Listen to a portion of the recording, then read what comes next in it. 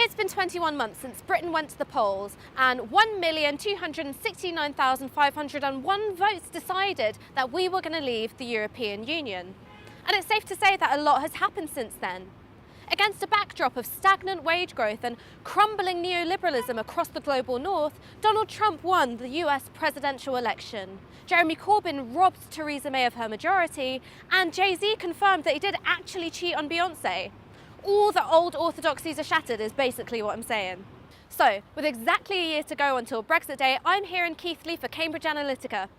I mean Navarra Media, to find out about people's political priorities in a constituency which voted Leave in 2016 and swung from Conservative to Labour in 2017. I want to find out how issues around immigration, race and belonging play out in the city of Bradford. With over 30% of the population aged under 20 years old and 63.9% identifying themselves as white British, the district is young and it's diverse. But concerns around community cohesion have endured since the so-called race riots of 2001.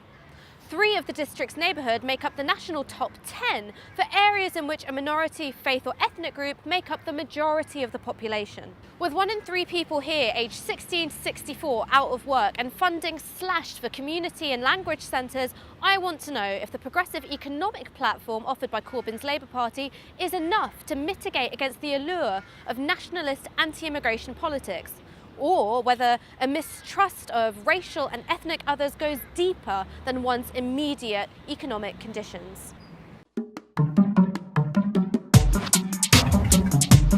Exactly a year until Brexit Day. How do you guys feel about Brexit?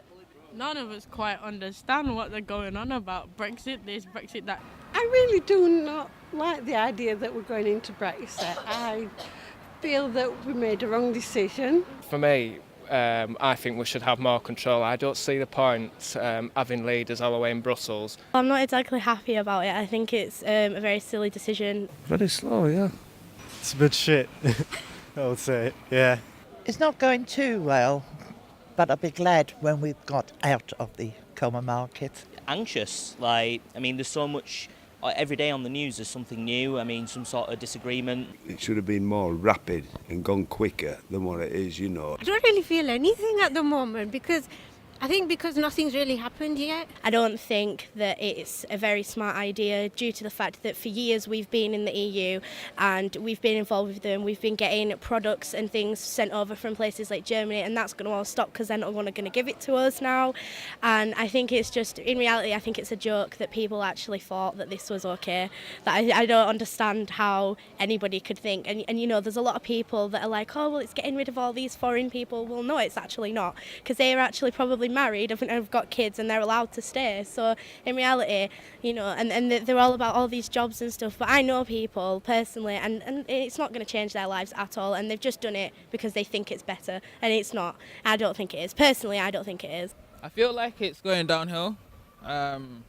Opportunities for the young kids, it's going to be limited now, and especially for the kids that are coming from out of the UK. Everybody's glad to get rid of it. We don't want it in this country, do we, Steve? No, we don't. We don't need it. No. So a lot of the younger people that I spoke to were a bit more anxious about leaving the EU. They were worried about what it meant for job opportunities and what it meant for them being able to travel. What do you think about it? What job opportunities? There is no jobs. They're stopping on and they're stopping at college. They're paying £9,000 and they've no job to go to. There's no employment for anybody in the country, so what they make, it's all fictitious what they're saying, The young ones, they're hoodwinking them. That's all they're doing. The young ones don't understand that of this day like we understand it. We're old school. We know the score, but these young ones don't know it up to date, do they? I don't think the actual government know what they're doing about it. If they change their mind more often, they're just going to end up and we're going to lose a load of money. We're just going to be absolutely stuck. As it is, there's no money for the NHS.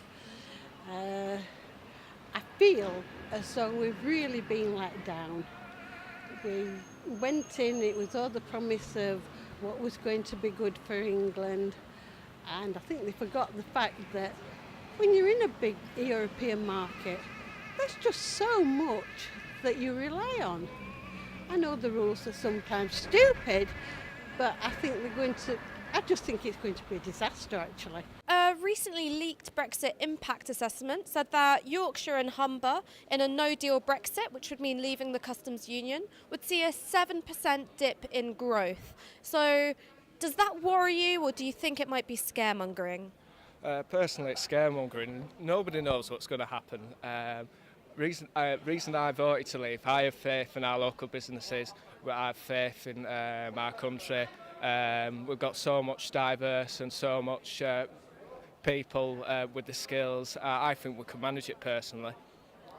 Being in the market, they tell you how much you can grow. If you go over that, you've got to let the vegetables and fruit rot.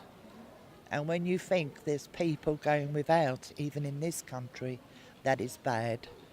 I agree with you. I think food wastage is disastrous. But one of the things that we've seen recently is that an organisation of farmers had to go to Michael Gove and say, hey, we've got a staffing crisis because immigration has fallen since we even just voted leave.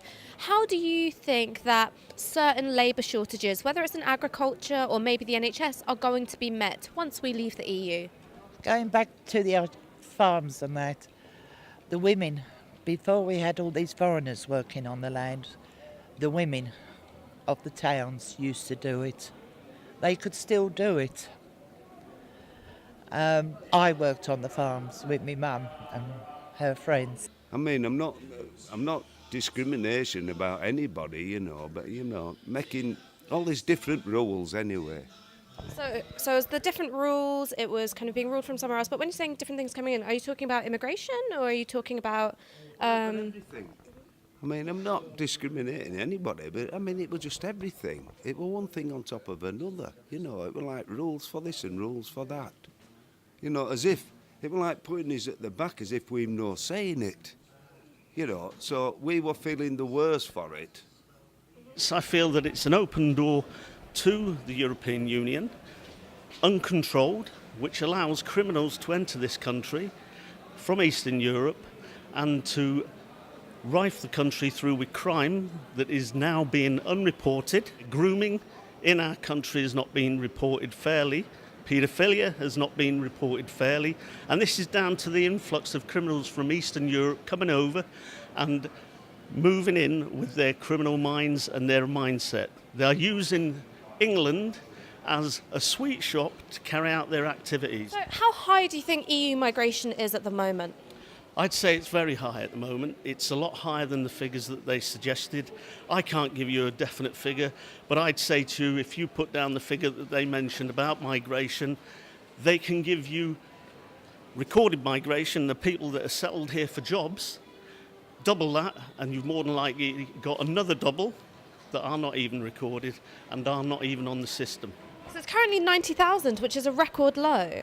You say it's a record low, but like I've just said there, how many of them are on the system that are not part of that 90,000? My point is, I'm not racist. My grandfather is from Kashmir. I served in the British Army. I've lived here all my life. My sister's from Hong Kong. My other sister's from Singapore. My other two brothers from Richmond, North Yorkshire. So I'm far from racist. Yeah, I've got a very mixed family too. I guess I really disagree with you on the grooming stuff because the majority of perpetrators of child sexual abuse are white British, the overwhelming majority. What I would say there is that we don't need to point the finger at what race is doing the grooming. But you said that first. No, I didn't. I said Eastern Europeans, yes, because Eastern Europeans are over here, and what they do is they proliferate in grooming people to go into prostitution. But isn't that pointing the finger? No, it isn't. It's not pointing the finger, it's stating a fact that is happening in this country. The police are aware of it. The only problem is that they cannot round them up and sort them out. You've got the Russians coming over here, the Eastern Europeans from Poland, from other blocks, Bulgaria, that are affiliating and using grooming to encourage prostitution. Wait, isn't this the plot of Taken? Taken what? With Liam Neeson? No, it's no plot whatsoever. It's a common thing that we see on TV. There has been another big change since Brexit. You also had Jeremy Corbyn defy a lot of people's expectations. How do you guys feel about Jeremy Corbyn? People say that young people love him. Jeremy Corbyn can suck my dick. It's as simple as that. I hate the Labour Party because they've done fuck all. They used to be about the people and now they're not. They've done nothing for us. And like I said about uni fees, if he's actually, Mr. Big Man, he needs to do something about it instead of just saying, oh, well, I don't want there to be uni fees, do something about it. I want the funding to go to the NHS. Where's that gone? So he says that if he comes into power, one of the first things he'd do is get rid of tuition fees. Yeah, but people can say that and then, so they can get to that higher level and then they'll just reenact on the words, if you know what I mean. They can say that they're going to, do this and do that, but they're not going to do this and they're not going to do that. They can say it to get people on side, but as soon as he's got that power, it's not going to happen. Obviously, Jeremy Corbyn, I think he's doing a world of good, and I wish Labour did get voted in, because I think maybe in that sense there'd have been a bit more changes, a lot better changes. I think he's a people's man, Corbyn. Yeah. I think he's a people's man. I think I could trust that man, but as far as the rest go, I don't know. I believe in that man, I've got that vibe with that fella. He's just that type of a fella. You can see he's truthful, but the rest of them, I couldn't say for them, because they're just looking after themselves. They're lining their own pockets. I think he's a people's person, is that man. I feel very positive about Jeremy Corbyn doing better than expected. I mean, he's at every single turn, he's proved his success, which hasn't been easy. I'm a really big fan of Jeremy Corbyn, of the politics he stands for. Well, I hope he becomes Prime Minister. Likely candidate, depends who you ask. I think so, yes, because he makes a lot of sense. And if you look back at history, he's always been on the right side of history, with his morals and how he acts and how he portrays himself as well. I went to Keighley and Bradford with a certain set of expectations. And everything that I'd read in both local and national press had told me to expect a constituency that was deeply divided along racial lines. I went armed with similar sort of questions as when I covered Brexit in Barking, expecting to uncover a similar story of racial polarisation and mutual mistrust. And that's just not what I found at all. Every single person of colour who I spoke to, regardless of age, class background or political outlook, was remarkably chilled about race relations. In Barking, migrants were people who could steal your job and shirk the work all at the same time. But in yesterday's interviews, the migrant cut a much more mercurial figure. At once, cheap labour undercutting British agricultural workers. Also, out of touch and disinterested European elitist, and at the same time, a predatory sex offender who, for some reason, the Home Office just can't seem to deport. What makes such contradictory images stick isn't their factual basis, but how emotionally resonant they are. These politically charged fragments add up with media representations to build up a wider picture of a country which is no longer recognisable due to the insurgent forces from elsewhere taking over. And that was one of the strongest findings of the day, that Brexit is less about hope for the future than it is about reverence for the past. A golden age in which Britain is the plucky underdog, always going it alone, and apparently didn't have any colonies because it was entirely self-sufficient. Nostalgia literally means homecoming and pain, and this is often translated as homesickness, which in this case would be a yearning for a distant and comforting past. But I also think that we should understand it as the pain of living at home. In a context of unemployment, limited educational opportunities, and chronically underfunded health and social care services, who can blame people for finding an imagined past much more appealing than the lived conditions of the present? For people who weren't enthused by Corbyn, politics remains something disconnected from their everyday lives and in some cases entirely forgettable. Not everyone thinks that political affiliation is particularly intrinsic to their sense of identity, and for some people Corbyn was just another politician out to disappoint them. I guess after yesterday, I'm left feeling that Jeremy Corbyn has done a lot to normalise a progressive economic platform in this country.